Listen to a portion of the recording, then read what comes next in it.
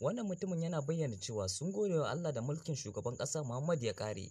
Ya ce sun goyi bayansa sun zaɓe shi amma a ƙarshe ya musu abin da ba su taɓa tsammani ba. Mutumin ya ƙara da cewa shugaban ya jero wa jama'a matsaloli kala-kala. A yanzu kuma suna fatan Allah ya yi masa abin da ya yi musu. To duka-duka dai bara na samu ku faifayen bidiyon ku ji daga bakinsa.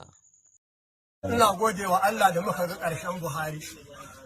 Mun taimaka masa, mun zaɓe shi, mun yi shi.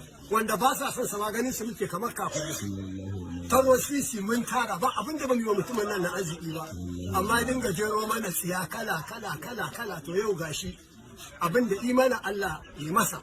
Dama manzo Allah ya yi addu'a cewa duk wanda ya mulki al'ummarsa ya matsa musu Allah ka matsa mar, to yau ya ga abin da ya yi. Saboda kada Allah ya kuma maimaita mana shugaba irin Buhari. Abun kuma da imanin Allah ya masa, Allah ya sa halin sa shi kuma ba za ka iya yafe masa ba. Allah ba zan yafe ba saboda zalunci ne yawa. Wallahi Allah ya isa, abin da imanin Allah ya masa. To kana mutum kuma an ce duk wanda ya mutu ana buƙatar yafi wa al'umma kuma ya roƙi ai ba dole ne ka yafa haƙƙinka ba, ka je lahira ne kaga ka tsira kai. Ni sharadin yafe wa Buhari ɗaya ne. In je lahira Allah ya sa na aljanna in sha giya a ce ka yafe. To ina cikin mayan nan ce all right. A nan ne zan iya yafewa amma da hankali na wallahi ba zan yafe wa Buhari ba. Allah ya isa abin da imani, Allah ya isa abin da imani shi ma aimar. Matarsa ba ta fito Yadda ya janye mana tallafa na rahama shi ma Allah ya janye masa. Matarsa ba ta fito da ta roƙi ruwan mu da matarsa ba ita ce mana ba.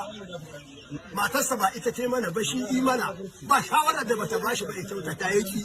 Saboda haka abin da imani Allah ya yi ma. Yau wallahi ban dafa haƙi. mutane dai sun fara koke-koke akan da za ka yafe din da suna